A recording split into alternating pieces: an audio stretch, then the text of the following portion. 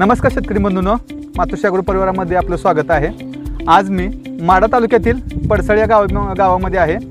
सुनील फरड हे आपले डाळिंब शेतकरी आपल्या बरोबर आहेत। तर ह्यांच्या प्लॉट व्हिजिटला आज आपण ह्यांच्या प्लॉटमध्ये आलेलो आहे। ज्यावेळेला आपण सुरुवात केली होती त्यावेळेला ह्या प्लॉटची रेस्टपासून आपण सुरुवात केली।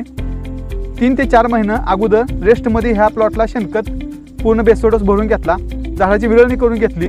त्यानंतर ह्या प्लॉटचं स्टोरेजचं काम चालू केलं आणि इथल्याच्या अगोदर ह्या प्लॉटला रेस्टमध्ये 0050चं आपण 03234चं हात दिलं। त्यानंतर 10 मार्चला ह्या प्लॉटचं इथरेल आहे व 20 तारखेला ह्याचं पहिलं पाणी पहिलं पाणी आपण दिलेलं आहे।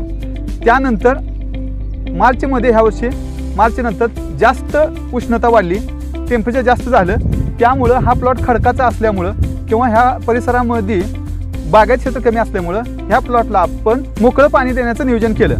मोकळं पाणी देण्यामागचा उद्देश आपला हा होता की ह्या प्लॉटला जे निघणारी पान आहे त्या पानाची साईज चांगली निघावी।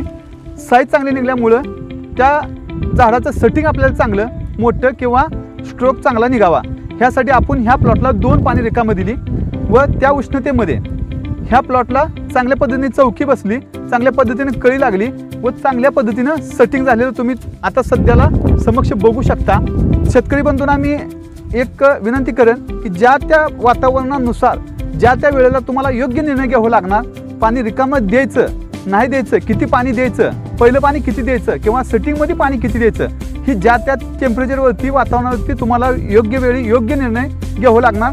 त्याच्यावरती आपलं सेटिंग कसं होणार आहे, किती होणार आहे, कशा पद्धतीने स्ट्रोक होणार आहे, हे सगळं अवलंबून असते। ह्याचं योग्य काटेकोर पद्धतीने नियोजन केलं तर आपली बाग चांगल्या पद्धतीने सेटिंग होऊ शकते, ही तुमच्या समोर आपण बघू शकतोय। त्याचबरोबर ह्या पद्धतीनं नियोजन करत असताना आपल्याला फरड साहेबांची योग्य मोलाची साथ मिळाली। त्या मोलाची साथ म्हणजे त्यांनी सांगितलेली प्रत्येक कामं वेळच्या वेळ केल्यामुळं, रिकामी बाग भिजवल्यामुळं ती सेटिंग ती आपल्याला स्ट्रोक साधता आला।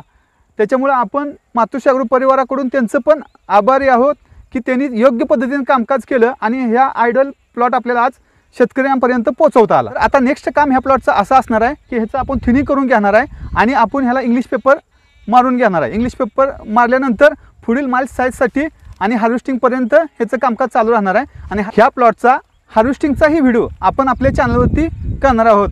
धन्यवाद।